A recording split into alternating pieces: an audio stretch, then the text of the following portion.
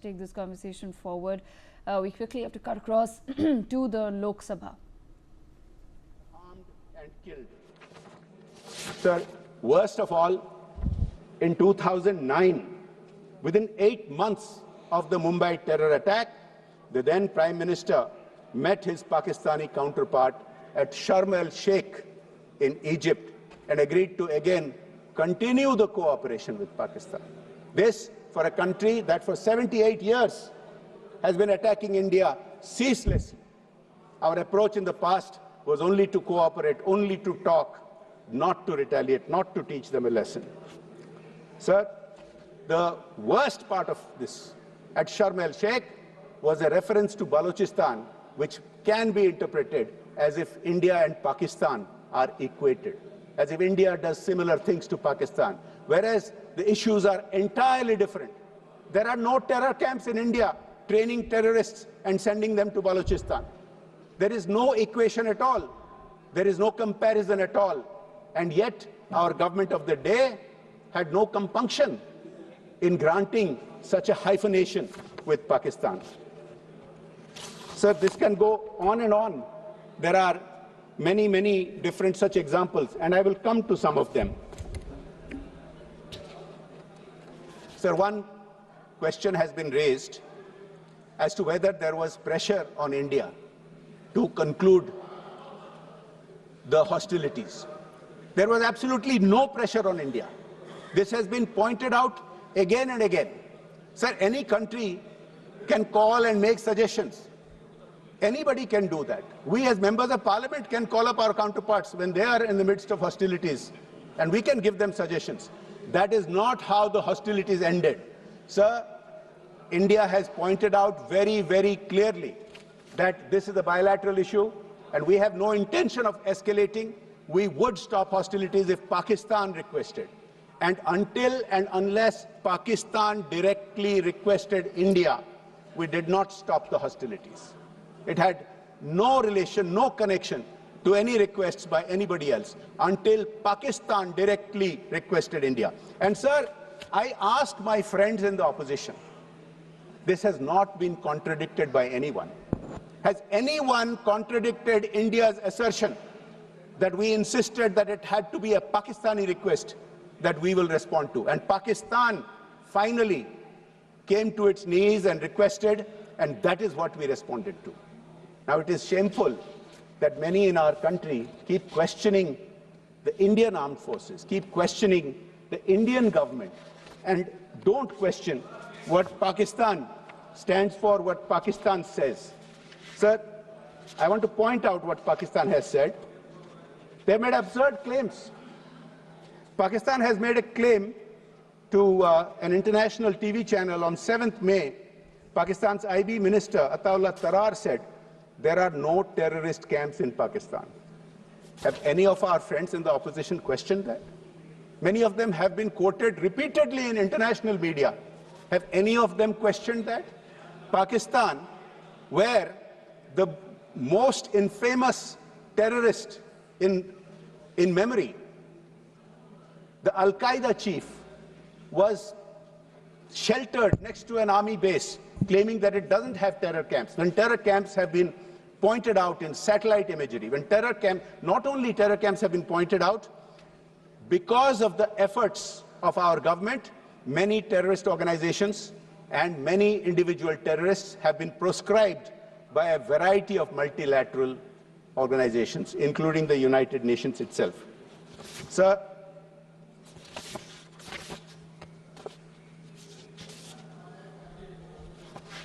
I would like to point out that when the Honorable Congress member from Assam talked about certain things, I think it does deserve a response. I compliment him and others who said that they stand with the government of India, but the questions and the accusations against the government cannot go unanswered. Sir, it was amusing when he asked when POK would be got back. Sir, it was amusing when he referred to the number of Rafales and the China question. Sir, I would like to point out, and he used the point and he used the word that India bowed down. And his leader, whom he cited today in relation to the China question, has often used the word surrender. I think it is important for this House to point out how many times over the decades Congress has surrendered India's interest. Please have the patience to listen to this. 1948, Pakistan illegally occupied 78,000 square kilometers, the same POK that my friend was referring to. When our armed forces wanted just a little bit more time to conclude the armed operations and take it back, the then Prime Minister took the matter to the UN. Surrender, number one, it started from day one.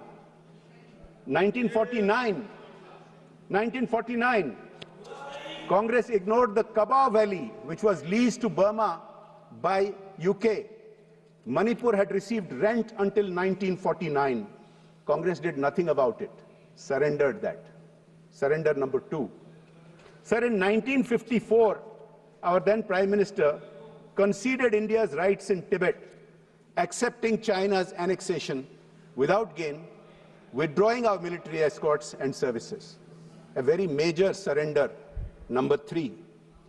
Sir, in 1958, under the Noon-Nehru Pact, Berubari was transferred to East Pakistan, despite severe opposition. Another surrender. So I lose count of the number of surrenders, but there are quite a lot. Please allow me to point out a few more. If I list all the surrenders that Congress did of India's national interest, then the 16 hours that the Honorable Speaker has granted us will not be enough. But I will point out a few more. Sir, in the 1950s, our then Prime Minister rejected the proposal for a UN permanent seat for India in the Security Council. Surrender to China. Surrender. 1960, India conceded the Sarja Majra, Rakh Hardit Singh, Pathan Ke, Suleiman Ke and Chak Lereke in Punjab to Pakistan. Another surrender.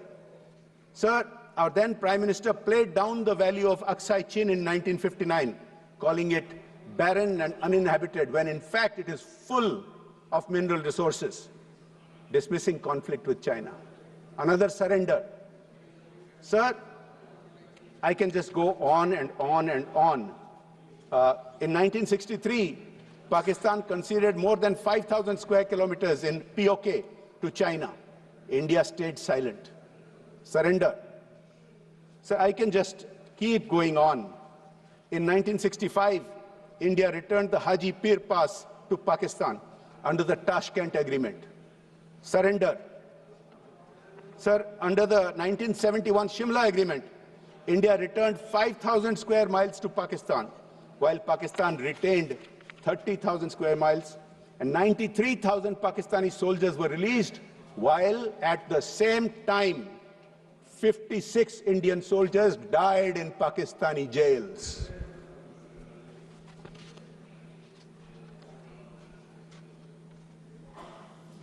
There are so many other surrenders, sir. If I keep listing all the surrenders, then, as I said, the whole time will be taken up. Sir, I can tell you that there are many, many more surrenders that the Congress party did of Indian interest. And since the issue of China was raised, I think it is important to point out, isn't it the leader of the opposition who, on social media, is seen praising China's capabilities, China's drones? Has he once ever complimented the Indian armed forces and the Indian indigenous technologies? Has it happened? Sir, let me point out, others are pointing this out. Others are saying that India has done very well on this front. International experts are pointing this out. But our opposition members are refusing to take a stand on this.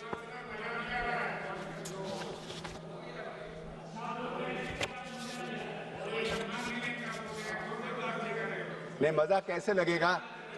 मजा कैसे लगेगा? क्योंकि ये बहुत कठिन बातें हैं. देखिए, ये तो मिर्ची है, कहां से अच्छा लगेगा? Yes, Kachatibu, Ran of Kutch, there are many others. Yes, there are many others if I start listing them. देखिए, मजा तो तब आता अगर आप भी फ्री हैंड देते हैं, आपके कई सारे ऐसे नेता हैं जो बहुत अच्छा बोल सकते हैं। मैं तो सुन रहा था मेरे मित्र मान्य शशि थरूर जी जो बहुत ही अच्छा बोलते हैं। ये तो हालांकि अलग बात है कि अभी कुछ दिनों से उनके नेतृत्व उनके पार्टी के तरफ से उनको बोलने नहीं देते हैं, लेकिन मुझे बहुत अच्छा लगा। लेकिन मुझे sir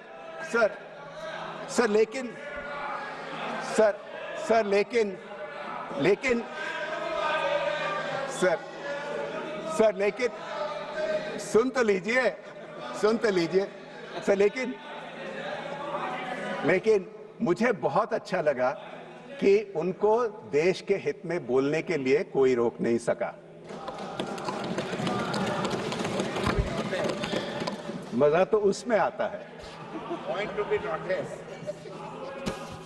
Sir, I would request my friends on the other side that before they raise issues about China, they must, and they talk about candor, they must speak with candor about any MOUs that they might have with the Chinese ruling party.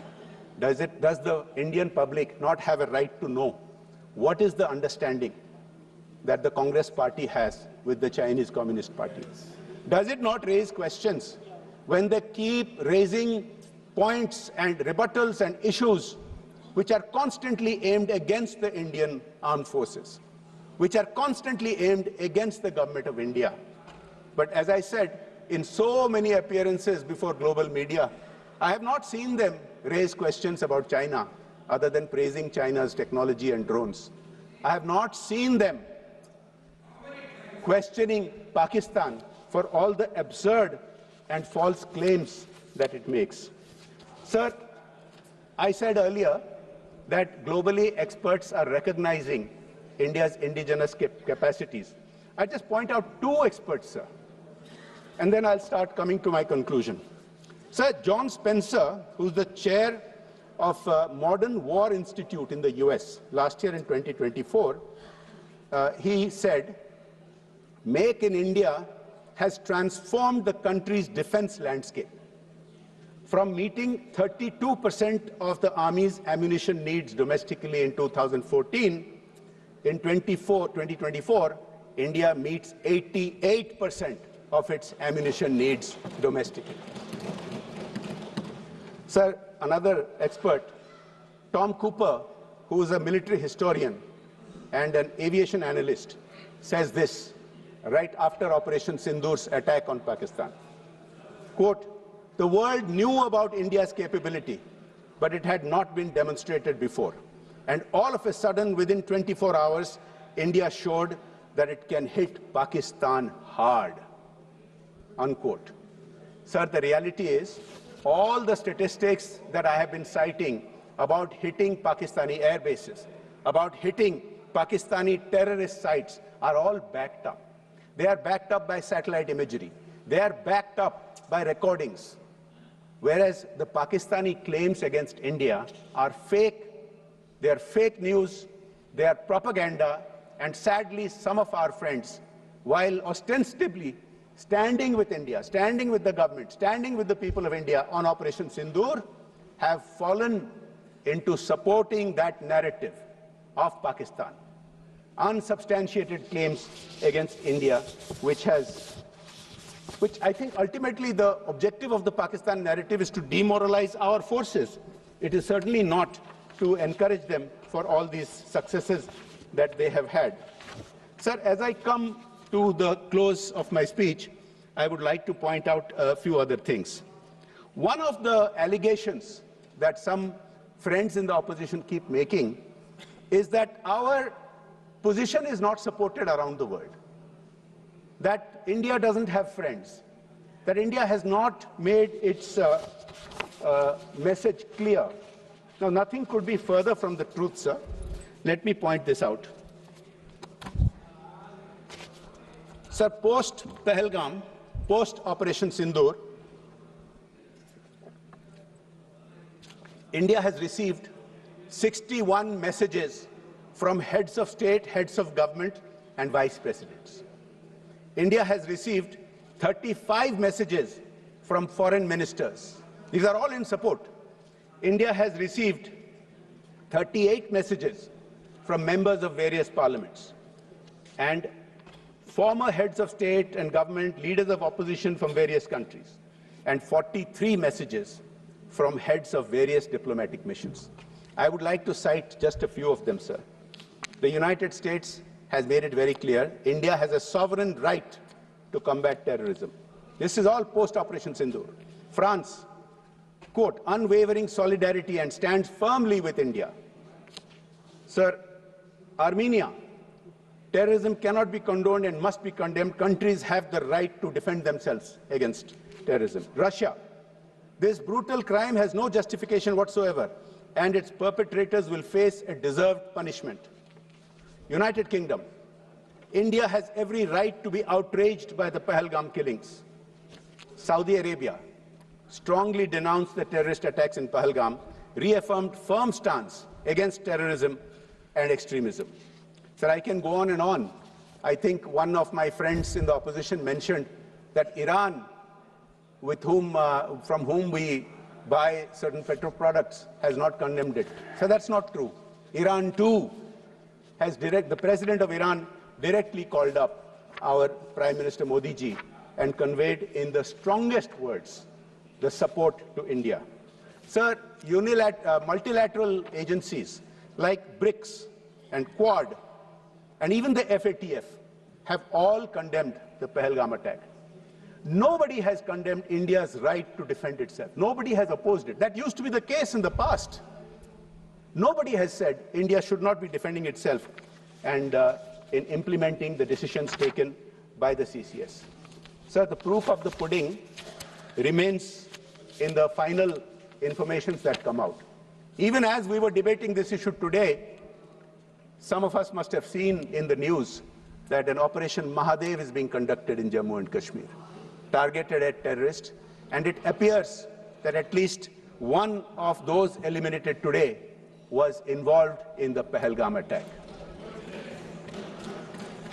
Now, one of the important developments that has taken place, sir, is that for 2 years now, India has been giving detailed information to the UN, to US and other countries about this outfit called the TRF, the Resistance Front. The TRF is a front organization of the Lashkar-e-Taiba, LET. Sir, as terrorist organizations get proscribed and have limitations, don't have as much freedom to move money and have training camps, they come up with all these new names and new structures. Sir, I think our friends who for several weeks now have been going around saying that India has not been succeeding in taking its message around the world should acknowledge just a few days ago, the United States has proscribed the TRF as a terrorist organization, as a global terrorist threat. Sir, India has been succeeding. It is not enough to just stand with the people of India. Of course, you must stand with the people of India because otherwise you get completely sidelined. It is also important to celebrate India's successes. It is also important to boost the morale of our armed forces, to boost the morale of our scientists and technologists who have developed these indigenous equipment and indigenous armaments. Sir, as I close, I would like to just point out two things.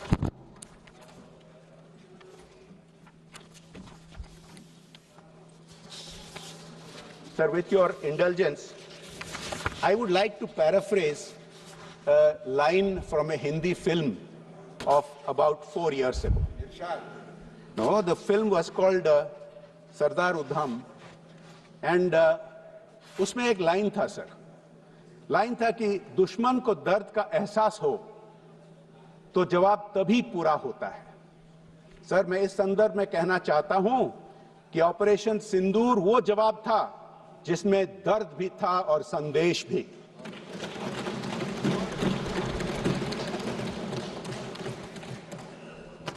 Sir, as I close, I would like to point out the following. Those who are still wanting to test Bharat's will, the willpower of the Indian government and the Indian people will be in a very sorry situation. Sir, in concluding, I must also point out that when we sent out delegations, 7 delegations went out to different countries. I was part of one of them. And the experiences that we had was very clear. All these nations unequivocally understood and supported India's stance. All these nations reiterated India had a right to self-defense and to hit back against terror.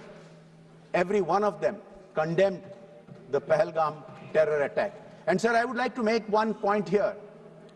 Sir, many of these countries have given their highest honors to Prime Minister Modi.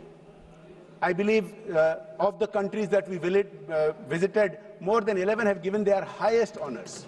Sir, what is important is that these are not just personal honors for our Prime Minister. Of course, we are all personally proud that the Prime Minister of India has been given the highest civilian and military honors in so many different countries. We went to 4 countries in my group, to Saudi Arabia, to Kuwait, to Bahrain, to Algeria. 3 out of those 4 countries have given their highest honors. Sir, it is important for the nation. It is not just a personal recognition. It is important for the nation. We experienced, our group experienced, when we went, the impact that this has had, the impact of India's foreign policy of the Modi government has had on all these nations, and we perceived that strength and that support. In conclusion, sir, those who are still wanting to test India's will, let them know we are a people of peace, but we are not prisoners of it. Let them know we don't seek conflict, but we will not fear it. Let them know we never start fights, but we never lose them either. Jai Hind, Jai Bharat. माननीय श्री दीपेंद्र हुड्डा जी।